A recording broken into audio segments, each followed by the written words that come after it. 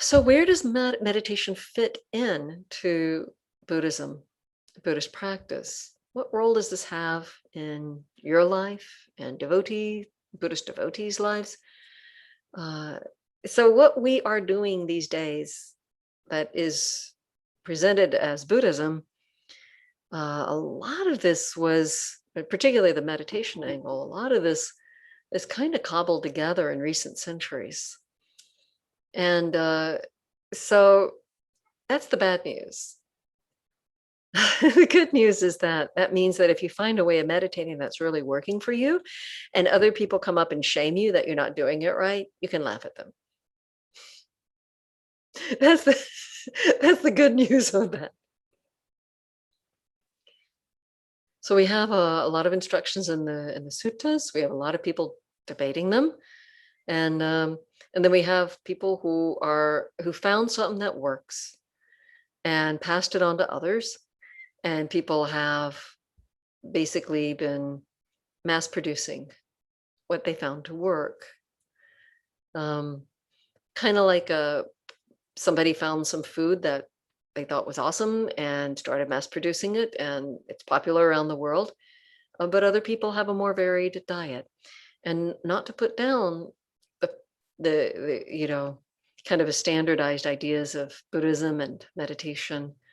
It's bringing a lot of peace and relief to a lot of people. It's out there in mass because it does work to a great extent. However, there are a lot of people for whom the simplicity of the presentation leads them straight into a cul-de-sac, and they don't know where to go or what to do with it. They've just failed the method. Maybe the method failed them because it didn't bring enough variety to their diet, to their minds.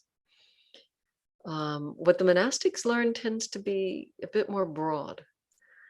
And so Buddhism isn't meditation. Meditation isn't Buddhism. Meditation existed before Buddhism. The Buddha took meditation, turned it into a tool, and added it to this wonderful life practice of your spiritual development. It's a tool, among other tools. It's not the be all end all of what is Buddhism. And people seem to not understand that. Especially if they've been introduced through a meditation technique and then told this is Buddhism, then that's what they know of it. A friend of mine many years ago said that to just learn the meditation is like learning one tiny aspect, like just one aspect, like communion, and being told this is all of Christianity, just communion, just take communion, that's it, that's Christianity. It'd be completely lacking the context. So in Buddhism, we have a lot of context that meditation fits into as a tool. One tool among other tools, not the whole thing. So we start in our Eightfold Path with the wisdom aspect of the path. Number one is to get that there is karma, that what you do matters. There's wholesome versus the unwholesome. And there are various angles of right understanding that could lead to liberation, but we must understand that karma is real, that what you do matters, that every single instant becomes the springboard, part of the springboard of the next moment. If you tell a lie, then your next moment has springboards from the fact that you've just been a liar. Or if you abstain from lying under a difficult circumstance where it's tempting, then your next moment is springboarding off of that, and that's wonderful. And every single mind moment, it really matters. It counts. What you do matters. Don't ever let anyone tell you otherwise. What you do matters, by body, speech, or mind. So if we can get that what you do matters, and every moment you're either throwing bricks over your own head or rose petals over your own head to come down around your head. Whether heavy blows of the bricks or glancing blows, whether lots and lots of rose petals or just a few. We don't know exactly how karma is going to land. We just know the nature of the karma that will land. Then you're very well advised to go on the wholesome, beautiful side of things. Okay, well, the second step of the path. So second step of the path is also part of the wisdom aspect, and that is the sankapo, the right right intention. Some say right thought, but I don't find that useful. If I find right intention useful, when it's explained, it's broken down into intention of nekama, which is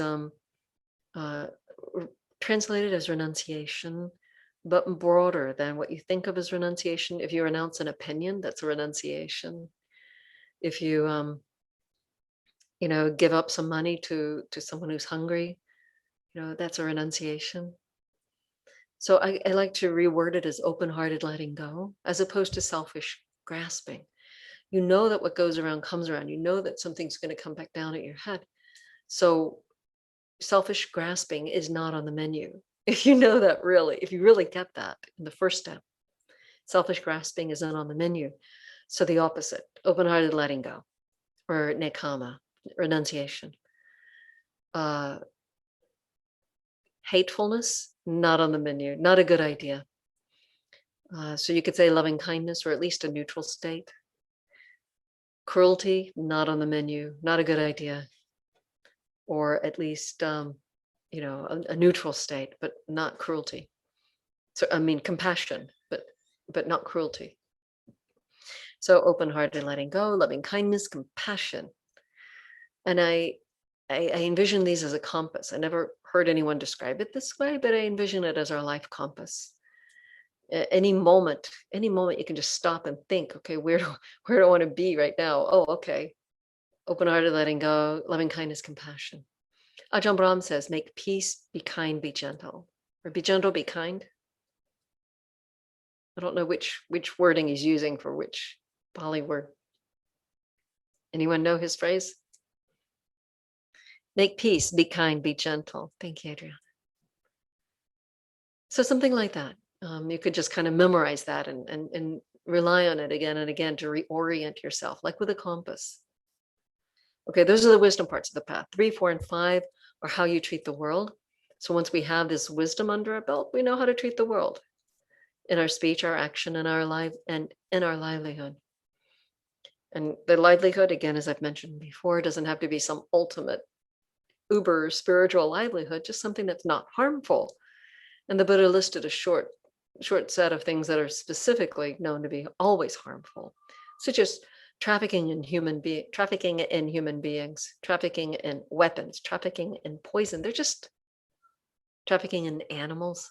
Like, these are always harming others. So no, don't do those. But other than that, then you can do your own analysis as to whether this is harmless, essentially harmless in your livelihood.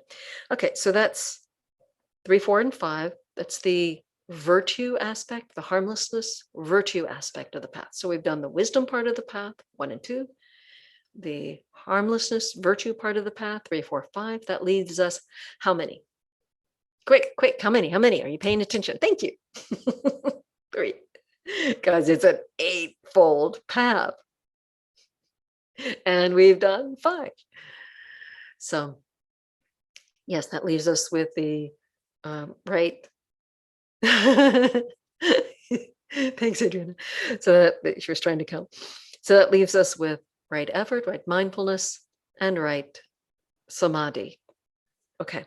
So the right effort, and I go over this many, many times. So just in brief, it's that effort to shift the mind away from the unwholesome states and into the wholesome states, strategically, with discernment, moment by moment, day by day, shifting wisely, shrewdly, not through suppression, but by skill, shifting the mind out of the unwholesome states, greed, hate, delusion, cruelty, worry, fear, anxiety, jealousy, into peace, patience, love, kindness, generosity, loving kindness, compassion, generosity, mindfulness, non-anxiety, non-envy, etc. We shift it skillfully and deliberately. That's number 6. Number 7 is mindfulness. And we need all of 1 through 6 under our belts for mindfulness to have its right place. Mindfulness should be informed by wisdom, by harmlessness. I mean, a cat watching a mouse hole is mindful.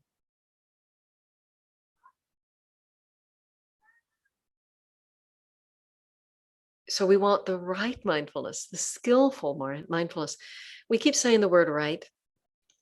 I've been told that the word there, samma in Pali language, is taken from music theory, and it means in harmony, like getting your guitar tuned in harmony.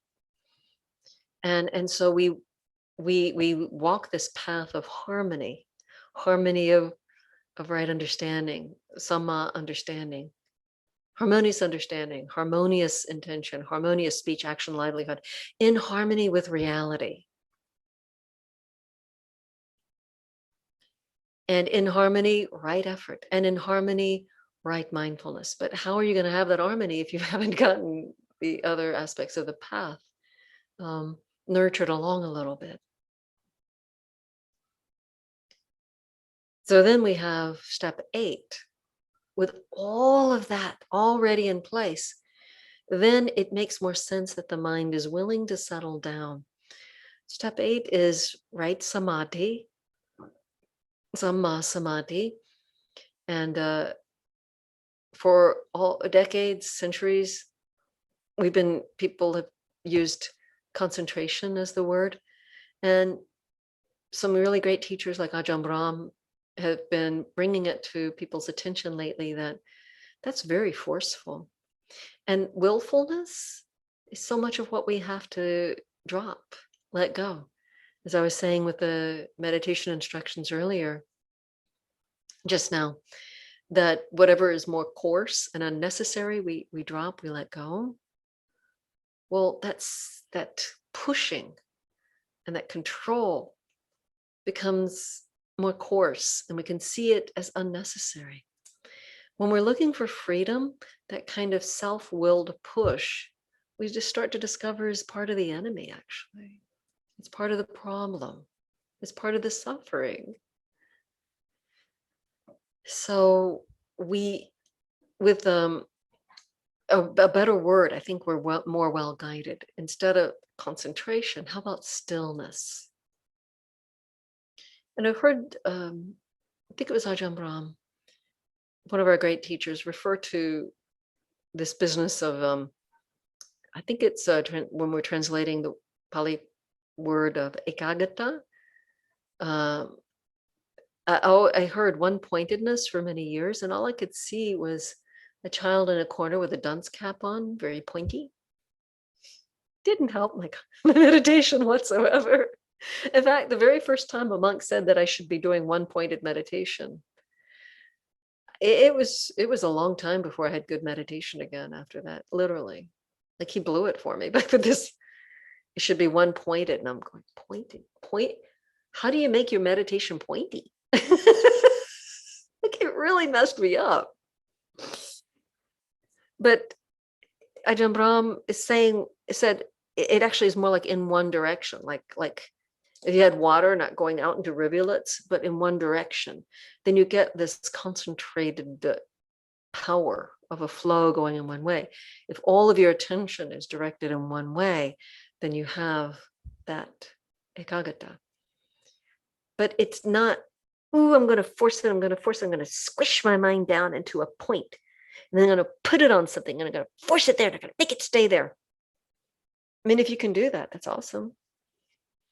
Good luck. Go for it. Do it. But it has not been a beneficial effort for me. But this business of one direction, allowing the flow of the mind in one direction, so that you have more of a still quality, as opposed to the mind bouncing here and there, that makes sense. And when you've got some of this other parts of the path, you've got your wisdom in place, you've got the harmlessness or virtue in place, And you've got that right effort already shifting you out of all those agitating states into the calming, uplifting states. And then you've got your mindfulness in place. Then it just makes sense that the mind would be more still. Happily, in a resonant way, not ghosting out, not checking out, but resonant and present, but not having to go here and there. So the mindfulness plays this role. It has there's that kind of a general quality of recollecting, of being here, be here now. And it has these four aspects, the four foundations of mindfulness. That's part of our right mindfulness. Mindfulness of the body, mindfulness of feelings, mindfulness of mind, mindfulness of Dhamma, which I've never seen a translation for that made any sense to me. Mindfulness of Dhamma, when defined specifically, and I'm not talking about the Satipatthana as it's come down to us, but what some of our great scholar monks have pointed out is what appears to be an earlier strata version of Satipatthana. And I'm getting into thin ice here because this is not something that I can testify to on my own, but just hearing from some of our great teachers such as Bhante Sujato and others, that an earlier strata of Satipatthana appears to have been rather stripped down. And I appreciate Bhante Sujato's analysis of how over time it made sense that somebody who had memorized a particular limited number of the discourses might add in more and be afraid later when they hear more is in there, they'd be afraid to take anything out because you don't want to lose anything. And so over time, a sutta might become, a discourse might become more bloated rather than more pared down. And so what he was cross-referencing with other traditions and with commentarial material, it does seem that it is bloated over time. And so this pared down version, as I recall, has only in the Kayanupasana, the mindfulness of the body, has the 32 parts of the body or 31 parts of the body, and the corpse meditations. The mindfulness of feelings are the three kinds of feelings: pleasant, unpleasant, neutral. Mindfulness of mind is simply knowing whether there's anger or not. And mindfulness of the fourth one, mindfulness of dhammas, is either tracking the hindrances or tracking the enlightenment factors, whichever's going on. That's doable in a meditation session.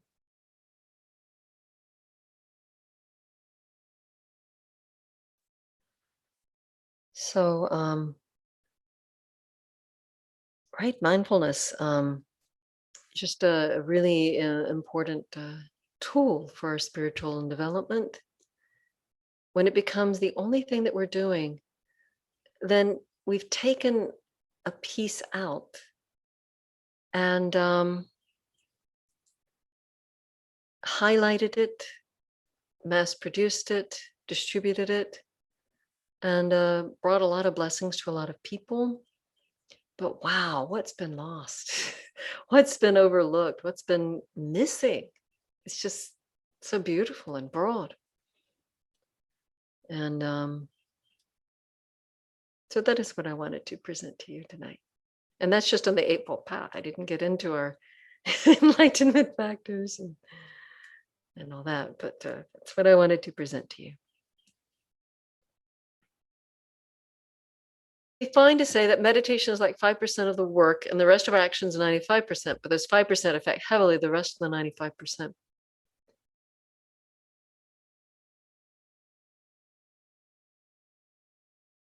I don't know.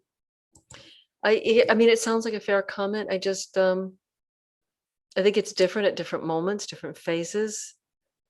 You could have a phase where you get to do a lot of retreat time, and another phase where you're just really in the world and becoming aware of your, your mind body interactions and how you respond to other people, and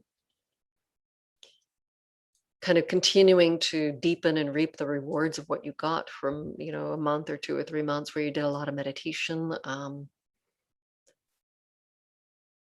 don't know. It's a good question.